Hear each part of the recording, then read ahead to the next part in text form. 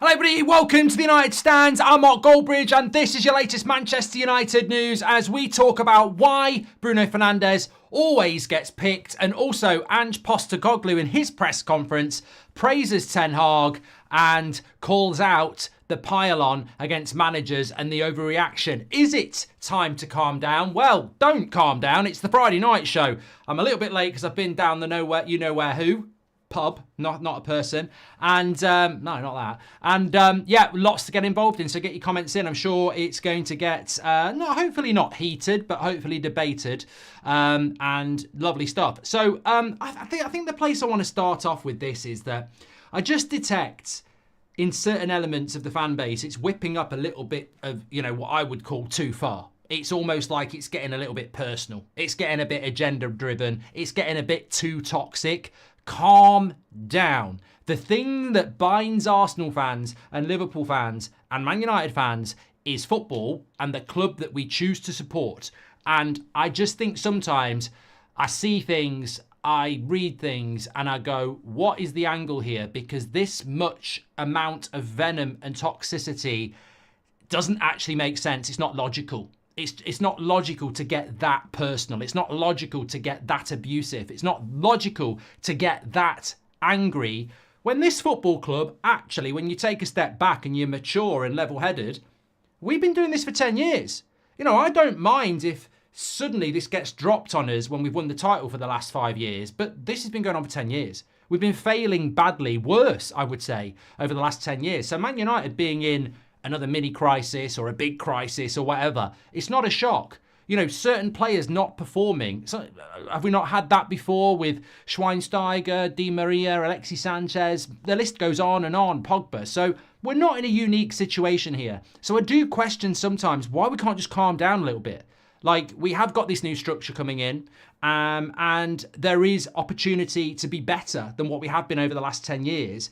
But it seems to me that people just want to drive some sort of strain. I mean, look, maybe some people are doing it to grow on Twitter. You know, let's be honest. Maybe that's the angle. Maybe the shouty, abusive tweets, etc., are all to just get a little bit of, attention. You know, like a crying child. Maybe they're just petulant. But I do think we've got a massive game against Spurs at the weekend. And I was looking at what Ange Postecoglou had to say, and I was like, hold on a minute. We've got a match on Sunday at Old Trafford that I want to win. As normal. As a Man United fan, I want to win. I take on board a lot of the negatives. I take on board a lot of the problems. They're staring us in the face. But ultimately, who doesn't want to win on Sunday? Who doesn't want to win? Because it's almost like it's player FC, isn't it? I suppose if I try and find a word for it, it's player FC. It's always about an agenda on a certain player that becomes obsessive. And then if that player starts on Sunday, it's toxic. Oh, he's picked Bruno again. Everything Bruno does on Sunday becomes jeered in the ground and booed in the live chat. And I'm like, look, for 90 minutes, we're together. I don't care whether he picks Rashford, Bruno, Mount, Zirkzee. I don't care who he picks. It's Manchester United.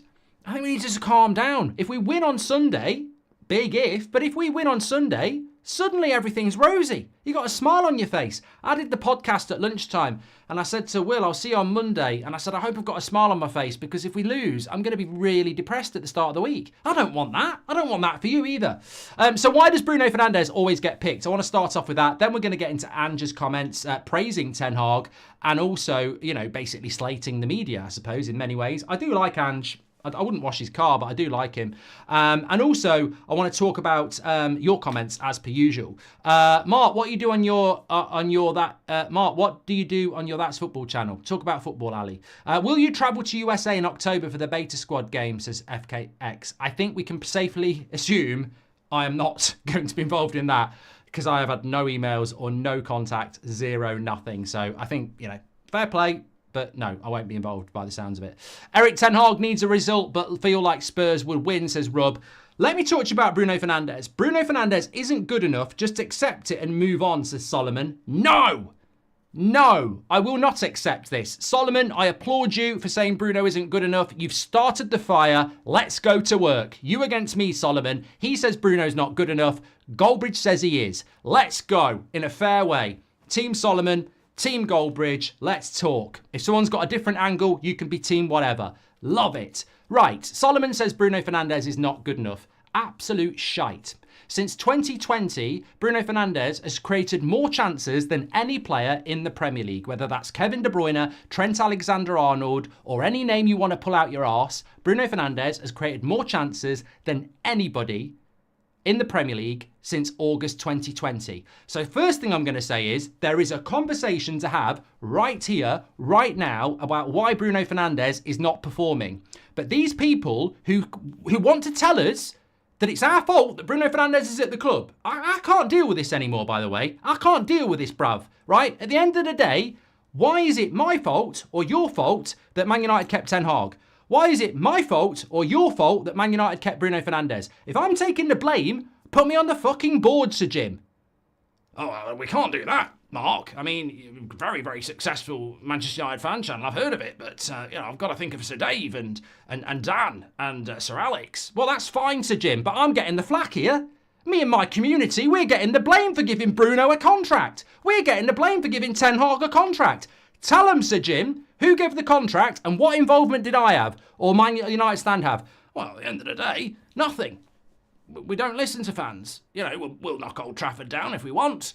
We'll give Ten Hag a 10-year contract if we want, and we'll keep the Glazers here for 10 years if we want. Exactly. It's got nothing to do with me. It's got nothing to do with you. So this childish behaviour of blaming certain United fans because Eric Ten Hag's here, or Bruno Fernandes is here, they're having a bloody laugh. I wish they did listen. I'd have sold McTominay 6 years ago, but they don't listen. I wanted Bruno Fernandes to get a contract. I'll tell you about that in a moment. But what I will not have, and I will have a discussion about whether Bruno should start on Sunday, and I will have a conversation about why he's not being subbed off, and I will have a conversation about him not being good enough at the moment, because they're all facts. But where it descends into childish behaviour is he's always been shit. I've always said he's a fraud. I can't stand Bruno. He's rubbish. He's shit. He's always been shit. Well, mate, your argument's just been blown out of the water, torpedoed, absolutely blown apart, because you're talking arse. How can Bruno Fernandes always be shit? How can you be right about Bruno always being rubbish? I've told you. Bruno's no good. I've told you. And all these bloody fans are to blame that he's got a new contract for backing him. Hold on a minute. Created more chances than anyone in the Premier League since 2020. That's 4 years, mate. It can't be totally rubbish. Oh, and let's have a look at his Premier League record. 54 goals, 42 assists, signed in 2020. It ain't bad, bruv. It ain't bad, is it? So, at the end of the day, I think there needs to be a bit of calmness from me, from you, from everybody. He isn't shit. He wasn't a bad signing. In fact, give me this. Bruno Fernandes is the best signing we've made since Sir Alex Ferguson left. So how is he totally shit? Let's have a conversation about why he's not playing very well at the moment. Let's have a conversation about why he's not being subbed. Yes. Brilliant conversation. Why the hell has Bruno Fernandes fell off? Why is Bruno always being picked? Very good questions. Even if I do say myself, because I think one of them's the title. But let's not descend into knobheadville. I can't deal with it. We've been doing this for 10 years. Yes, there's plenty of evidence of overreaction, frustration, rants, all that sort of stuff. I can't change it. But we can change. We can't change the past, but we can change. Manchester United can change. Bruno Fernandes can change. I can change. You can change. It's called becoming mature. It's called growing up. I can't have conversations with people who want to say, well, it's your fault Bruno's here because you've always backed him. Yeah, I was there when we signed him. The boat off Mallorca. I remember it all. I said Bruno Fernandes, before we bought him, would be a game changer for Manchester United. And I was not wrong for about 3 years. The last year hasn't been good enough. Why? That's the question. That is the only question. There cannot be a question of, well, I've always said he's rubbish. I've always told you Bruno's not good enough. Hold on, sit down, let's go to school. Let me just read you all of the things Bruno Fernandes has done since we bought him. That eclipses Juan Mata. It eclipses, very good players that have played for Manchester United. It eclipses Kevin De Bruyne. He creates chances, he scores goals. Yeah, some of them are penalties, but he creates chances. Penalties are not created chances.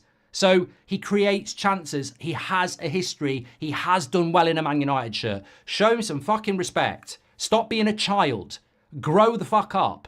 We can have a conversation about why he's fell off. Exactly. I agree. Why has he fell off? But don't take it beyond into I told you so, because you told us fucking nothing. You talked shit. You're wrong. He's not a bad signing. He's not always been a fraud. He's not always been shit. The facts are there. And we've all seen it. So stop trying to make yourself some sort of, fan Sir Alex that thinks you know it all. You don't. I don't. Nobody does. I don't know why he's fell off is the obvious honest answer. But I know why he picks him. I know why we gave him the contract. And I know there is a good player there. I just don't understand what's gone wrong. I really don't.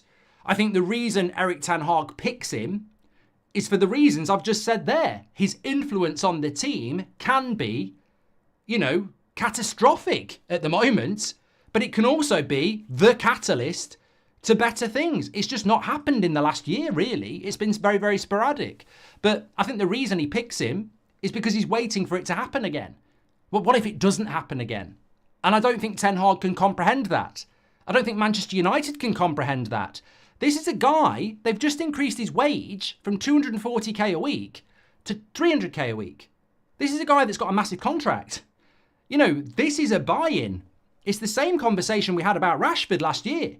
He's on a massive contract, on a massive wage. Welcome to the club, Bruno.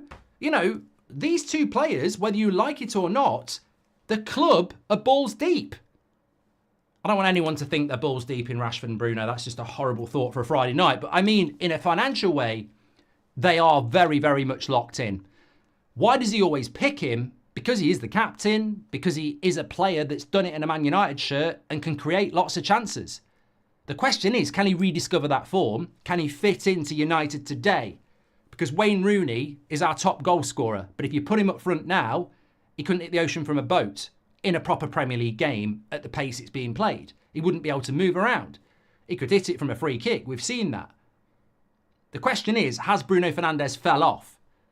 That is the question. And only he can answer that. Because if he's fell off, we're fucked.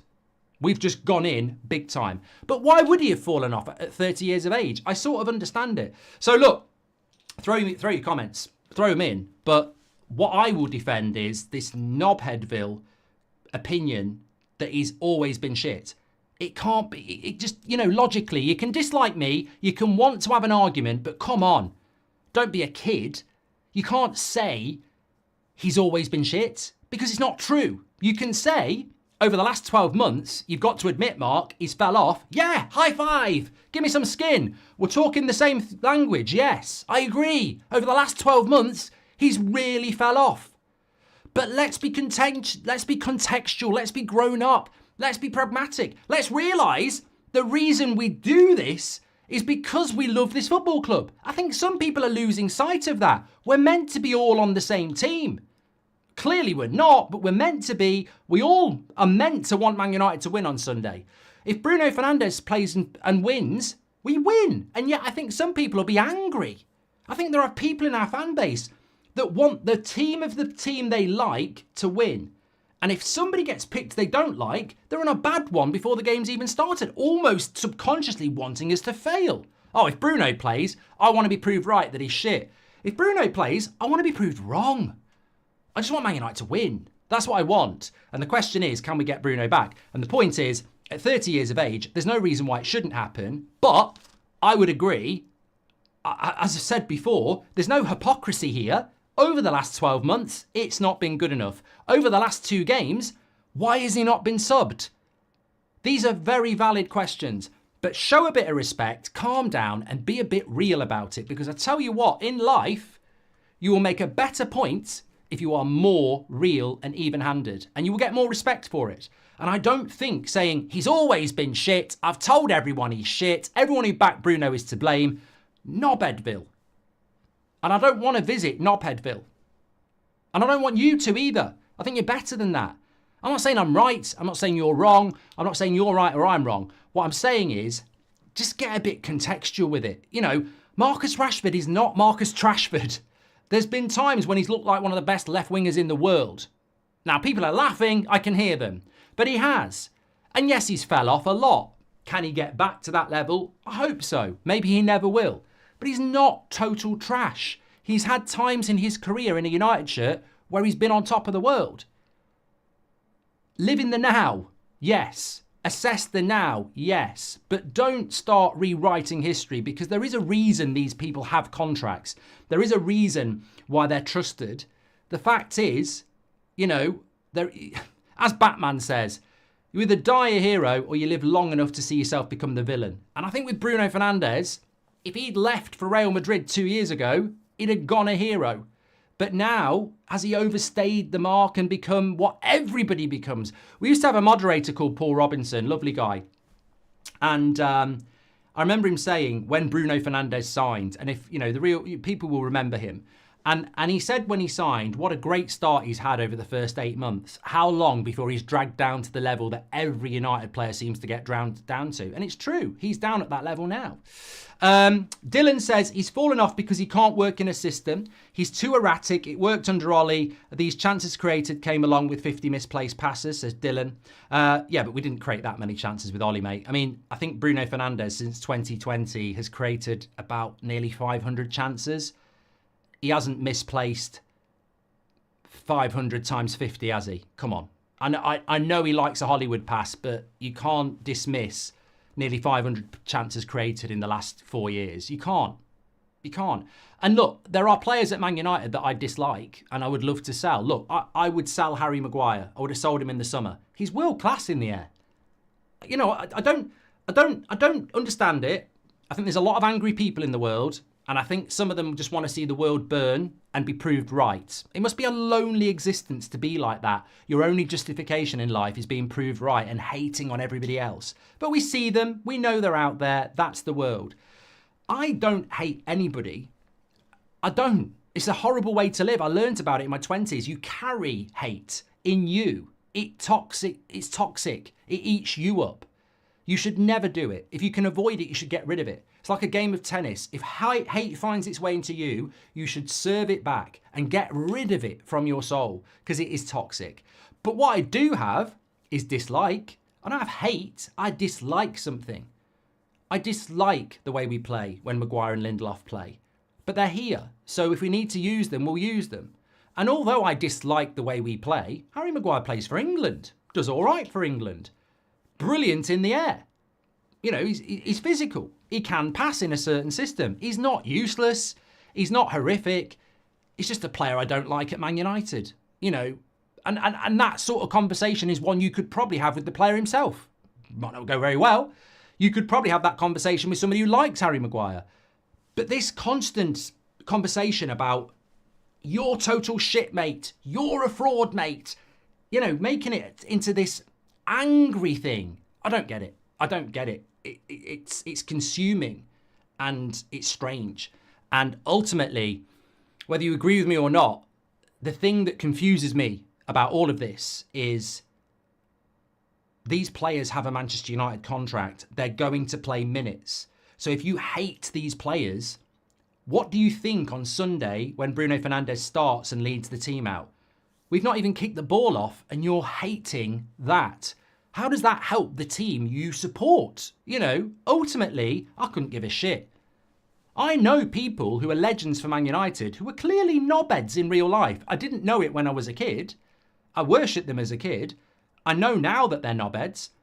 It doesn't change what I think about that team. When I watch the highlights of 99 and everything like that and I see them scoring or creating or whatever, I don't think, oh, they're a knobhead in real life. That makes me feel any less. Because I just think they're wearing my shirt for my team, making me happy. That's selfish, I know, but it's my team. And I think people just take it too far. As a friend, I've seen you through Mourinho, Ollie, Rangnick, but defending this manager all the time has made you lose your smile. Worried about your mates, is Parker. And yet I haven't mentioned Ten Hag once, Parker. And you've brought him into the conversation. We're not talking about Ten Hag at all. I'm happy not to talk about Ten Hag at all tonight, although I will be in a minute because Ange spoke about him.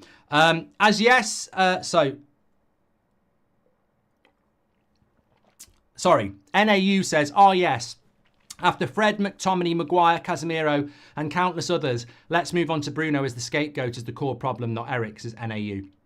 Let's not... you know, it's a great point. And look, Fred needed to go. McTominay needed to go. Maguire needs to go. Casemiro needs to go. Does Bruno need to go? I don't think we're at that point personally, but everybody's entitled to an opinion. There'll be people in this chat going, well, I wouldn't have let Fred go. I wouldn't let McTominay go. I'd keep Maguire. Everyone's going to have that opinion, NAU. But I think the big mistake when you're blaming... Look, we've said this so many times, and yet it's almost... Some of us are guilty of not learning. You know, we criticise United for being on the cycle, the hamster wheel, the repetitive 3-year cycle, the definition of insanity going round and round and round. And yet you make a great point. Here we are, well, here some people are, pinning it all on Bruno or pinning it all on Ten Hag. I think there are percentages, but as I said this afternoon, some of these players have been here for years and they're still inconsistent. So they have to take some of the blame. But it's not one player's fault. How can it be? Every time a player wears the shirt, we should back them, provide constructive criticism, no problem, says Ankit. Well, look, in the heat of the moment in a match, when people make mistakes, you're going to lose your shit. But when you're talking about it 48 hours later and you're still being personal about it, I think you're going too far, in my opinion. I probably have done it, but I'm trying. He's literally played almost every game since signing for us. There was bound to be fatigue, physical and mental. If you add all the internationals, I believe he can turn it around, says Mojo. Bruno just needs to play more simple. Tries too many Hollywood passes. It's letting him down, but I have faith in him. Class is permanent, says Scott. I think this is a great point, Scott. I think when we're criticising, we're talking about a football player. I spoke about this back in March, the very same thing. Back in March, he wasn't playing well. He hadn't played well since Christmas. I did a video in March. I said, this guy, I love him as a player. I think he's fantastic. He hasn't played well since since Christmas. When are we going to have a conversation that in every player rating show since Christmas, he hasn't hit a 7? He's barely hit a 6. That's a fact. Go back and watch those match reactions from Christmas till March. He barely hit a 6 in any of those games. Fact. And here we are again, the same thing is happening. I think there's a grown-up conversation to be had about whether Bruno Fernandes can play as a number 10 in a possession-based system. It's such an important role. You are the cog that binds everything together. You are the Martin Odegaard. You are the Kevin De Bruyne. Can Bruno Fernandes be a patient build-up number 10? I don't know. Because I said that in March and I've said it before. I think Bruno Fernandes is a fantastic counter-attacking number 10. I think Bruno Fernandes is a fantastic on-the-break counter-attacking number 10. I'm not so sure. I think he can do it. I agree with you. But can we do it? Can we see that? I think if you put Bruno Fernandes in a counter-attacking team, trying to think who's a counter-attacking team at the moment, I don't know. Who is a counter-attacking team in the modern game? There ain't that many. But if you put him in that system, fantastic player. But at the moment, there has to be a question mark about whether he can play in a system that would... Look, it comes from Ineos. It comes from Ten Hag. We want to be a high possession team. We want to dominate possession and create chances. You can't dominate possession. You can create chances and not dominate possession. You get the ball, you play a pass to create a chance, you take a shot, they've got the ball back. It will end up being about 50-50, counter-attack. Or, if you want high possession, I don't know whether anybody's figured this out yet. If you want 70% possession, you're going to have periods of the game where you're just passing it around. You don't have high possession if you get the ball, shoot, or you get the ball and try and play a killer pass. That's not high possession football. You will end up 50-50, guaranteed. You cannot have 70% possession by every time your number 10 gets it, he shoots, or every time he gets it, he tries and plays the killer pass. You will get 70% possession if your number 10, when he gets the ball, plays the killer pass when it's on, takes the shot when it's on, but also goes, right, it's not on, back to you. Let's calm it down. Right, I'll have it. Right, back to you. Let's probe. That's the question with Bruno Fernandes. Can he be that number 10? Bruno looks tired to me. Certainly hasn't fallen off because his performances for Portugal proved that. Bruno for man of the match on Sunday. I'd love it, Wayne. I'd absolutely love it. He needs to adapt to a possession-based system, says Ankit. Barry says, Klopp came in and sold not good enough players. Coit, Garcia, Mascherano. We need to do it with this side. So many not good enough. We need better, says Barry. Dylan says, I think he's fallen off because he can't work in a system. He's too erratic. It worked under Ollie. All these chances created. Yeah, we've done that from Dylan. Get Ollie back. No, Raz, shut up. Absolutely shit opinion. In my opinion, the Solskjaer thing is just weird. It's really weird. It's like putting ketchup on your roast dinner. It's rubbish. If your boss allows you to slack at work without consequences, you won't fear not working hard. That is the issue, says Anu. I don't think... sorry, I disagree with that. I don't think Bruno doesn't not work hard, mate. I don't think he shirks his responsibilities. I don't think he doesn't work hard. He's not playing well. I don't think he doesn't work hard. I don't think you can level that. It's the same with McTominay. You could never say he didn't work hard. He might not have been good enough, but yeah. Players fall off after big contracts at this club, says Melps. Santosh, welcome to the members club. I mean, look, you might be something into that. Very smart of Ange to praise Ten Hag, benefits both of them by further lowering the standards and expectations. I'm going to talk about this in a minute, United One. Ricky has already rebutted your points. Using stats as a point of an argument is a lost cause. We all watch football with eyes. He's not good enough. Marvin, you have just dropped a turd, in my opinion. People use stats when they want to. I do it. It's well known. People use stats when they want to. But what you can't rebut is that Bruno Fernandes has created more chances than anybody since 2020. You can't dress that up in a dress and call it John. You can't. You can't, Marvin. I'm sorry. I mean, for me, that's just agenda. And me and Ricky can have the chat if he wants to have it. I'm sure he will. We'll do it. But Ricky's never liked Bruno. And I've never liked McTominay. And Ricky does. I can deal with that because I'm a grown-up, and so can Ricky. But you cannot sit and say that Bruno Fernandes is a rubbish footballer. That's not logical. That's an agenda. He's a good footballer, and he's not playing well at the moment. But you look in a complete and utter fool, Marvin, if you are saying that stats can't be used to prove an argument and it's a lost cause because we all watch football with the eyes and he's not good enough. What were your eyes doing when he was creating those chances, when he was scoring those goals? What about when he scored that goal last season away to Burnley? What were you conveniently looking at your arse? Because you're talking out of it. Marvin, we're not in disagreement. For the last year, Bruno has played very, very badly. And I don't know whether he's going to get back to what he was. But don't disrespect the previous 3 years when he was very, very good. It doesn't further your argument. I don't understand it. I'm going over old ground here, but we're in agreement. He's not been good for a year and he deserves the criticism. But it's the 3 years before that where people want to add it on and say he's always been bad.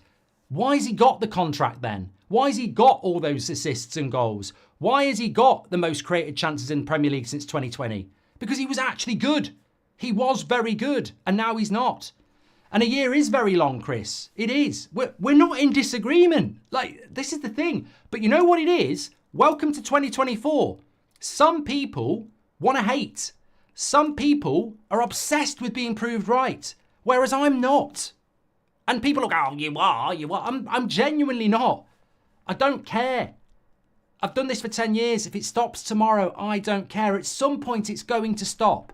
Because life teaches us that at some point, no matter how good it is, people will stop appreciating it. And there'll be a time, and the person doing it will stop appreciating it and they'll just walk. And that will happen. I know it's going to happen. So I'm not here clinging on to some sort of, oh, I must be proved right, I must be proved right. If anything, I'm not the same person I was 5 years ago. 5 years ago, I'm probably screaming and shouting. I'm more pragmatic now. I want to win on Sunday. I've been down this road. I've seen this movie so many times. I can't influence what people think, but I can point my point across. And I can say that I find it incredible how venomous some people are towards our players at the moment, whether it's Agate, whether it's Bruno, whether it's Rashford, whether it's somebody else. It's venom, pure venom. And it's strange. It's strange behaviour because if those players play well on Sunday, we beat Spurs. And if we beat Spurs, Man United win. And if Man United win, our season's up and running again. Why would you not want that? I'll tell you why you don't want it. You know why you don't want it? Because you want to be proved right. There are people in our fan base that value being proved right more than they do Man United winning. This is at a point with some people now where they won't admit it, but they want us to lose on Sunday. They want Bruno to play. They want him to be shit. They want us to get beat 4-0. And then as soon as it's over, they can go, oh, I told you so. Oh, I told you so. I told you Ten Hag was shit. I told you Bruno was shit. Well, I tell you what, I told you so. What does that do? Can we get an award for Mr. I told you so or Mrs. I told you so? It doesn't do anything. It doesn't. Are you talking about the same Muppets wanting Ollie back, says Mario Franco? Bruno single-handedly can't do anything. He's just like any other player with highs and lows. United as a group have been average with passengers, says Rub. I've been live with you all day and I love it, says Demar. I don't think I've been live all day. Mark, how hard is it for fans to back the manager and the players, says Constantine? Very hard. Very hard. Look, you can want the manager out. You can want a player to be sold. You can think a player's not good enough, but I can't get on board with not wanting to beat Spurs on Sunday. And I don't think... I think they are mutually. I do think they're mutually exclusive. I don't think you can hate the manager and hate Bruno Fernandes and want to win on Sunday. I think it doesn't make sense.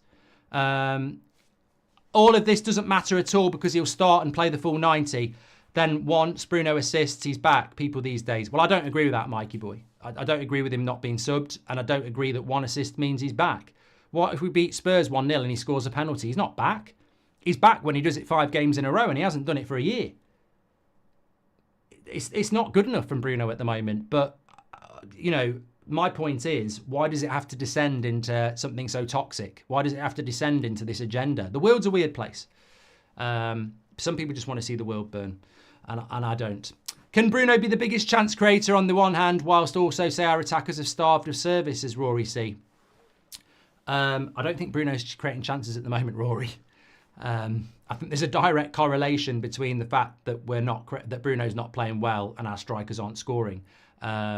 Bruno needs a rest, as Patrick. At the end of last season, after a brief injury, he came back and was a driving force to some good results. He did end the season well, Patrick. I mean, look, can I, you know what, Patrick? You've inadvertently done what we want Bruno to do. You've just provided the assist of the season. Look. We all are united. We just don't realise it. We are all passionate. We all care. We just are passionate in a different way. Take me back to the FA Cup final at the end of May. Take me back to Mainoo's goal. Who assisted that? And what an assist. And here we are. June, July, August, September.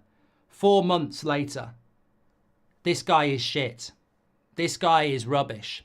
This guy has always been shit. I've been telling you for ages this guy is shit. He's fucking useless. I've always told you he's fucking useless. And now I'm being proved right. He's absolutely shit. Listen to me. Listen to me. I've told you I'm right. He's fucking shit. He's absolutely shit. 4 months ago. I mean, I could give you a big list. 4 months ago, one of the best assists we've seen. So good, the American pundit thought it was a mishit shot. So he ain't useless. He ain't useless. He's fell off, but he ain't useless. Some of you are sentimental, not realistic, and viewers are harsh but want high standards, says Sully. Do you think Bruno would play at Man City or Arsenal? Simple answer is no. He needs to go, says God's will. Well, that's a different point. That's a different point to the point I'm making, isn't it? Because I'm in agreement that he's not playing well. We're not in a... You see, this is what, again, welcome to 2024, where some people deal in absolutes. They're having an argument about whether Bruno's good or bad. I'm having a layered conversation about he ain't very good at the moment, and he hasn't been very good for about a year, but the previous three years before that, he was fantastic. But some people can't work their brain like that. So they go, he's always been shit. I've told you he's always been shit. He is shit. And what I'm saying is, at the moment, he is not playing very well. But don't start throwing in 3 years before the last year, because that's just not true. And there has been sporadic moments, as we saw at the end of last season. Right, let's talk about what Ange had to say about Ten Hag. I think we need a different topic. Essentially, it's been a bit of a heated show. But I know where I'm coming from. I'm coming from a position of, I don't want to see the world burn. I don't want to see us arguing all the time. I actually want us to be a united fan base. I actually want us to get behind the team on Sunday because I want to win. And that is completely selfish. I don't want to be on Sunday night and Monday morning depressed, fed up and feeling down. I want Man United to win. I want us all to want Man United to win because it's the team that we support. So I apologise if I'm irritating you, but I do this for selfish reasons. I want us to win. I want us to be united. And I want this toxicity to stop because it's getting a little bit out of hand. And I don't really understand why people are doing it. Anyway, Ange on Ten Hag. There's always some manager under pressure. There must be a spinning board with all our faces. on, and whoever it lands on, he cops it for a week or two. So Ange basically saying that Ten Hag is the manager of the moment to get all the shit. He said, I think Eric's in a really tough job and he's done really well. He keeps mentioning he's won 2 trophies and that's not insignificant. Everyone keeps telling me that's all I have to do, but it's not all you have to do, because when you do that, there's always more. He's done a great job, but it's a difficult job. And you know what? I like Ange. And I think he speaks a lot of sense. I almost think he doesn't fit Spurs very well, because he talks about trophies, but Spurs don't know what they are. It's an unknown material to them, silverware. And Ange, almost demands trophies. He expects trophies, and yet he's at a club where they don't win them. So when he talks about, Ten Hag talks about trophies, and it isn't insignificant to win them, but, you've got to do more than that. When you win those trophies, you've got to go and do more. And that's the difficulty of the job. And I completely agree with him. And it's interesting how Ange actually highlights something that's actually very, very true. Ten Hag never shuts up about winning 2 trophies, because he constantly has to remind people about it, because you'd think he was a total failure. And actually, he's the only manager since Sir Alex to win back-to-back trophies. And they're not insignificant trophies, because the only one that's arguably won a better one is the Europa League with Mourinho. Mourinho won the Carabao Cup, Van Gaal won the FA Cup, Ollie won nothing, Moyes won nothing. So they're not insignificant trophies, and they're back-to-back. And I think that's why Ten Hag mentions them, because he's like, I get all this criticism, and yet I'm the only manager to win back-to-back trophies at a club that doesn't really get near trophies that very often anymore. But Ange is completely right as well. Can't live off the FA Cup and the Carabao Cup, because you've got to be going beyond that. At a club like Manchester United, you can't just live off the FA Cup final. You also finished 8th. There's a reality to a reality. Winning the FA Cup against Man City was fantastic in a cup tournament, but finishing 8th in the Premier League was embarrassing. There is a balance to what's being said. And I think Ange is absolutely correct. It kept him in a job. So there has to be something else now. There can't just be bad season, but I've won 2 trophies. You'd be out of a job. And I think that's what Ange is saying. It's a very difficult job for Ten Hag. He's done a good job, but you're only as good as your next game. And I think that's what Ange is saying, really. And he's absolutely spot on. Look, there's a lot to like about Ange. There's not a lot to like about him this weekend, and there's not a lot to like about him on Sunday, to be honest. But I think he is correct. I think that, there has to be accountability, especially when you're at a club like Manchester United. And I don't underestimate in any way, shape or form the enormity of the game on Sunday. I think it's absolutely massive. Some fans following the UK media agenda without noticing, says Mario Franco. Desire says, Bruno, Rashford are in a bad period. They'll bounce back, but I don't see us winning the Premier League with Ten Hag as manager. And Constantine says, Mark, I'm going to start taking your questions now, so chuck them in. It'd be nice to just get something a bit different as well. Mark, if you had to rate who failed the most, Mourinho, Ollie or Ranić? Ooh, Constantine, that's an interesting one. I mean, I don't want to upset Ole Gunnar Solskjaer's cult, but Jose was clearly the best of the 3. I think you've got to put Ollie ahead of Ranić, because Ranić picked up Ollie's festering turd of a season, and it wouldn't do anything because the press basically bullied him, and the players wouldn't listen to him because they were a toxic pile of shit as well. I think Ranić spoke the most sense out of anybody in the last 10 years, and I'll always respect Ranić for what he said, but what he actually delivered on the pitch was not very good. So for me, you'd have to go Mourinho, Ollie, then Ranić for what they delivered.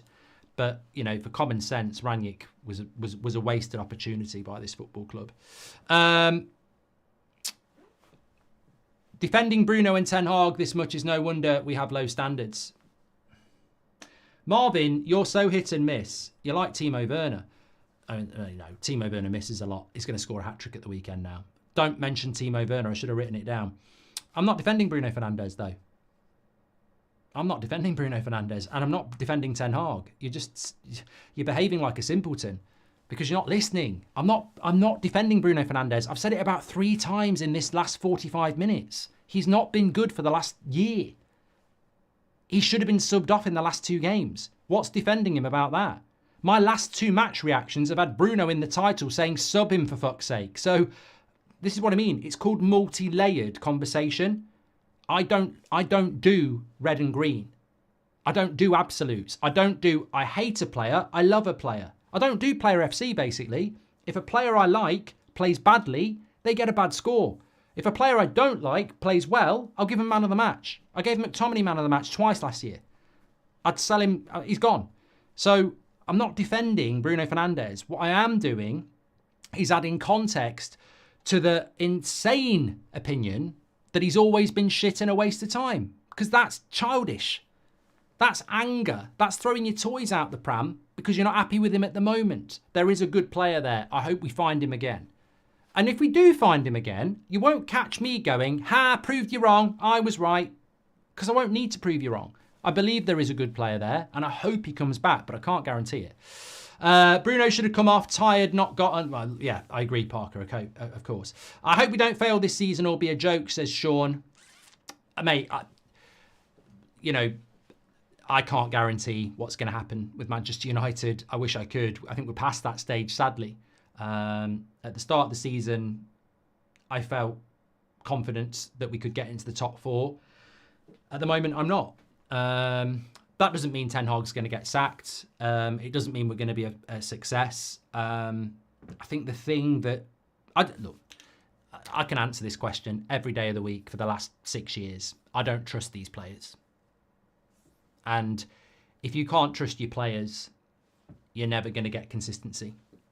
Pep Guardiola trusts his players. He's built a team that he can trust.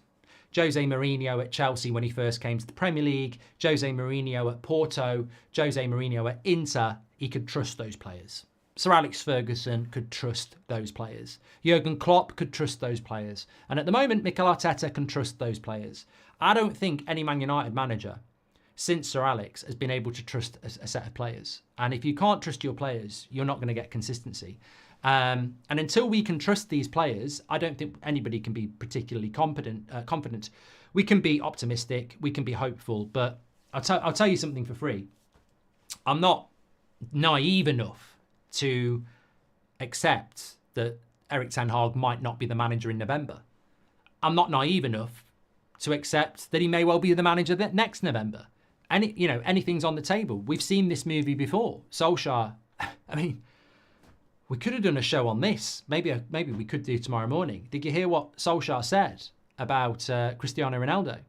He said something along the lines of, well, it probably upset some players because, they're important players in the team and suddenly the world's best player comes in and it sort of puts you in the shade.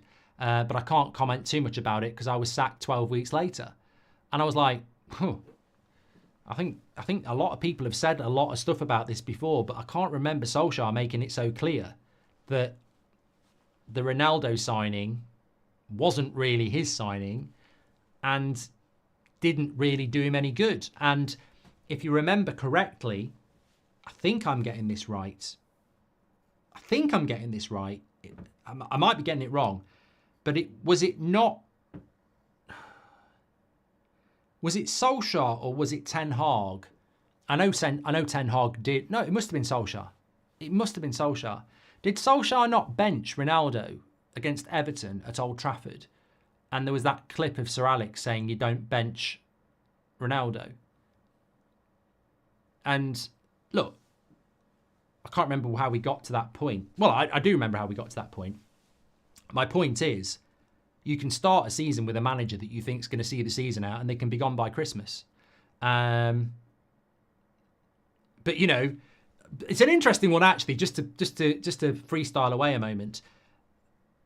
You've got people that want Ole Gunnar Solskjaer to be manager, which I find hilariously weird. But then you've got Solskjaer saying, Ronaldo, that Ronaldo signing, I didn't even want it, in so many words. And we know that Sir Alex basically got Ronaldo to come to the football club. So, yeah, look, managers can sack players. Mourinho got sacked by players. In fact, every manager gets sacked by the players. One thing I will give credit to the Man United players for last year is they could have sacked Ten Hag so many times, especially in the last 2 months of the season. In the FA Cup final, they could have sacked him and they never did. They did keep fighting for him. And look, it's going to be very interesting. Very, very interesting. I just hope on Sunday that there is a cauldron of atmosphere, because the season and the project is not over yet. It might be heading into the station. I mean, I can admit that. But if we could beat Spurs on Saturday, then I think the momentum comes back again. But it's such an if at the moment, isn't it? Michael says, I think Bruno's inconsistency stems from the lack of consistency around him. We need him to develop with Agate and Mainu playing alongside him. I think constructing a midfield three that works together would be a very good idea, and I think that's on the manager. Mickey says, happy Friday, Mark. Can you break down our squad as to who you think is good enough, consistent enough for our squad long term? I can't, Mickey, actually. I can't break that down because I think there's too many players that we don't know if they're good enough yet.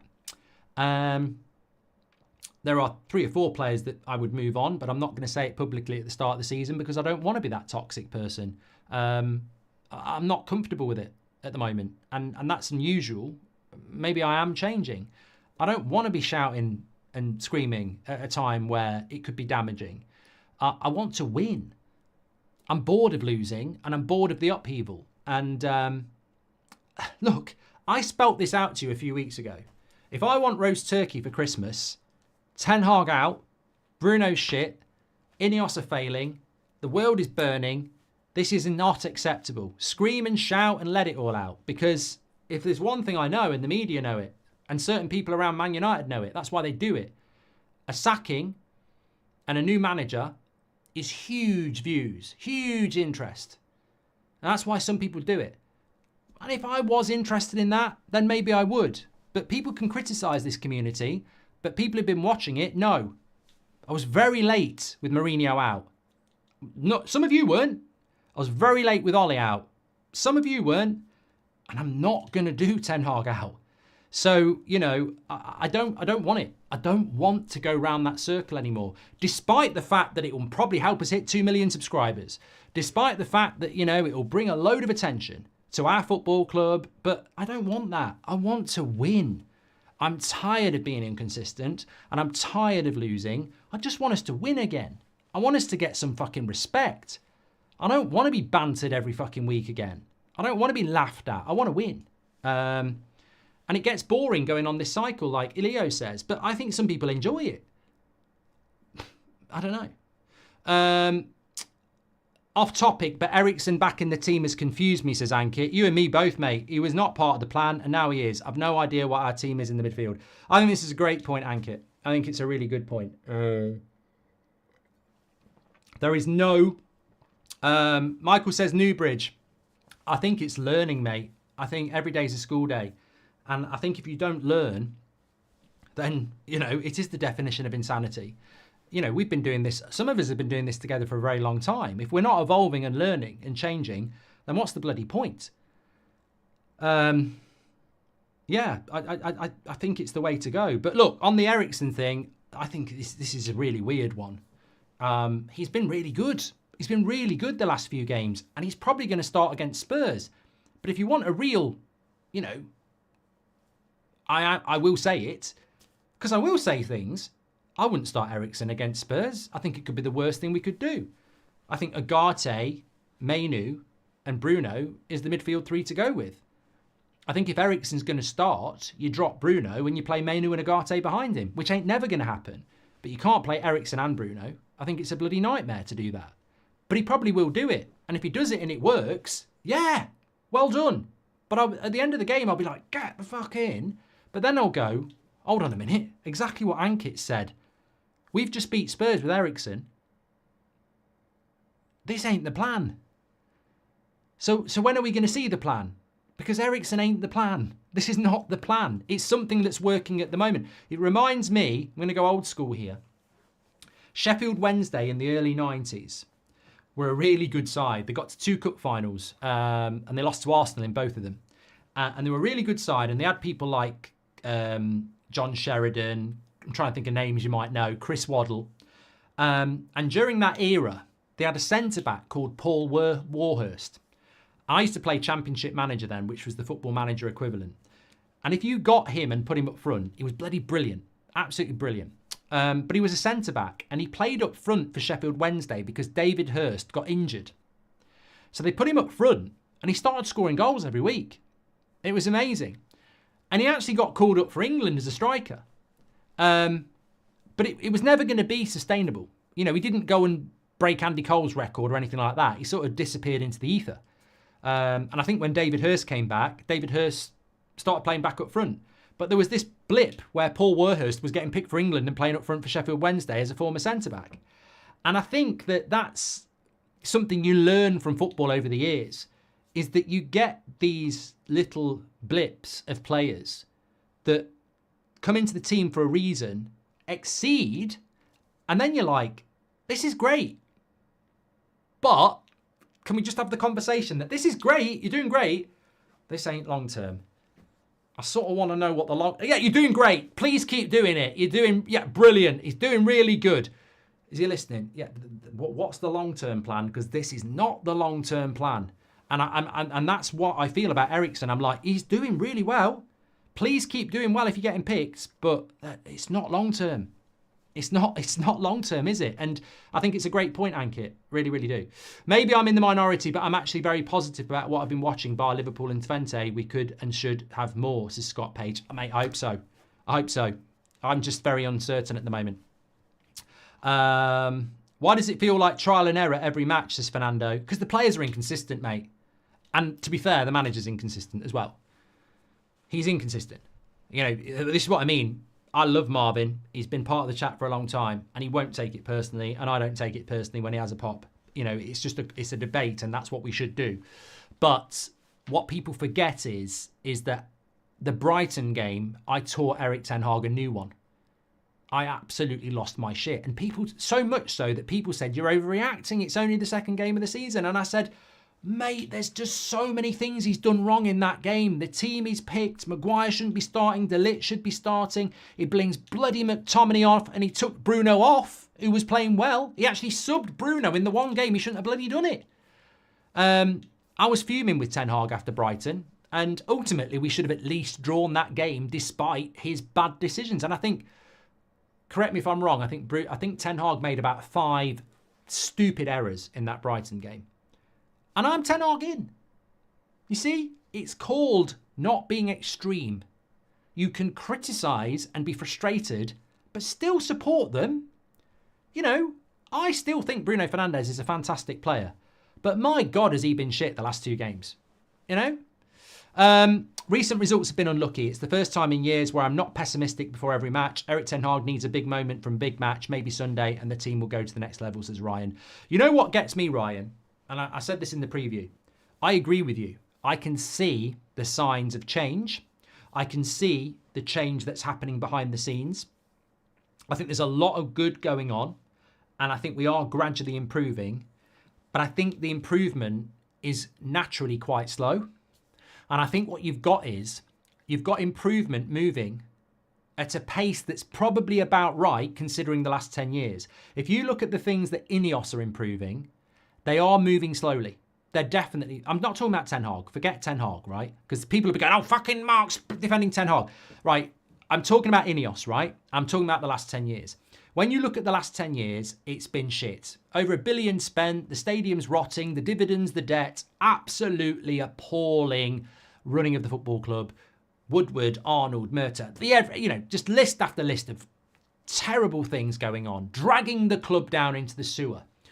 Ineos have come in, Barada, Ashworth, you know, there's signs of improvement in the transfer market, off the pitch, on the pitch, whatever. We are gradually moving out of the sewer. It is definitely on the graph going up. And it's moving at a pace you'd probably expect. After 10 years of failure, you're not just going to bounce up on a trampoline. It's going to take time because there's so much damage and there's so much to fix. So we are moving up, definitely, at a very slow, steady pace, which you would expect. The problem is we don't have a new manager that you can go, it's going to take time. We have a manager that's in year 3. So we've got this slow, steady, natural rebuild, which it was always going to be, but we don't have a manager that certain people are allowing to go with that. Media, certain fans, etc. are like, no, he's in year 3, he's got to deliver now. So Ten Hag's standards are here, and the club is building here. And that's Rightly or wrongly, that's the issue at the moment. Ten Hag's got to deliver more, because it's year 3, than what Ineos can achieve, because it's going to be a slow rebuild. And that's why he's under pressure. And that's why Spurs on Sunday, quite rightly, is such a massive game. Because if Erik ten Hag had started in the summer, Spurs would not be a massive game. It would be, I hope we don't lose, but if we do, we're in for the long run. Whereas at the moment, if we lose on Sunday, we all know, rightly or wrongly, there is a long-term project, but Ten Hag's not having it. He's lost to Spurs, get him out. And that's where we are. That's the God's honest truth, isn't it? That's not me protecting Ten Hag. I'm not saying, well, we should give him time. It's a reality. I can't change it. You can't change it.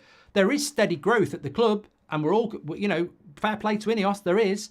But Ten Hag's not part of that because he's being judged separately. He's in year 3. So Sunday is a massive game because it just is. It's a massive game. If he loses that, the pressure's on again, isn't it? I think we fans are desperate because of who our club is and where, but our academy is looking brilliant. The transfers are looking good. We're moving players out. We're playing a high line. We have been United as that guy. I just hope that if the worst does happen and Ten Hag is gone in the next month, I just hope we stay on this path.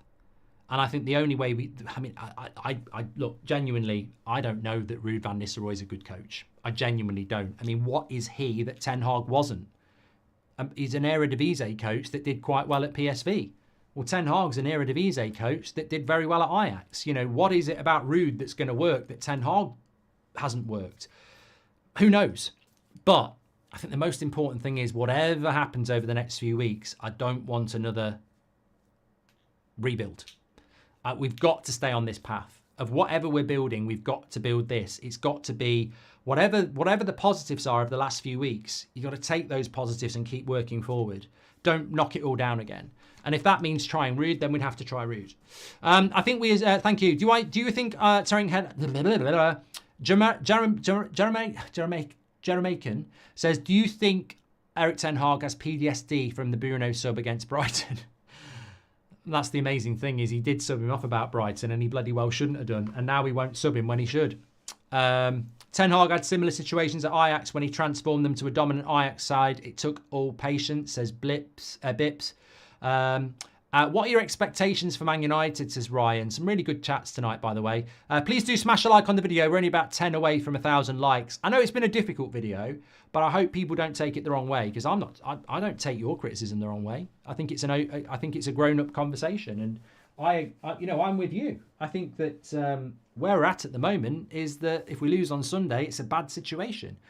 Where we are at the moment is that Bruno's not playing very well, and he should have been subbed off in the last 2 games. All I'm saying is calm down. We need to win on Sunday. We need to get behind the team. And I think some of the criticism just goes too far. And it doesn't do any of us any good. And to say that Bruno's always been shit is just incredible to me. Absolutely incredible. The problem is this Fergie constantly overachieved, making players like Anderson look like Xavi, then Moyes completely broke us as we know it, says Parker. Yeah, Sir Alex Ferguson was a one-off. He was always going to be impossible to follow.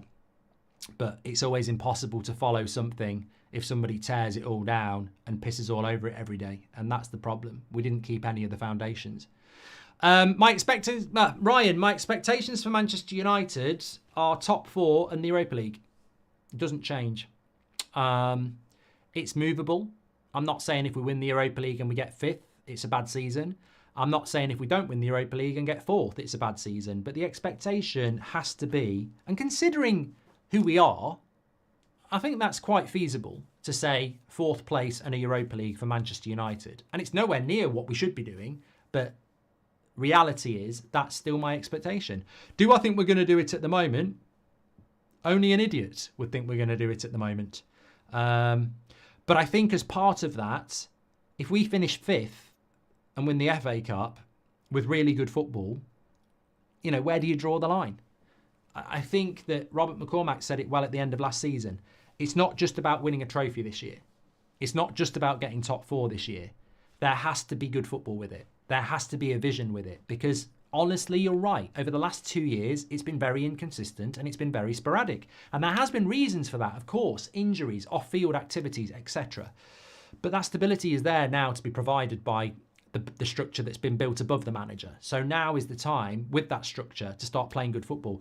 My message to the players is, go out there and express yourself in a Man United shirt like you give a shit.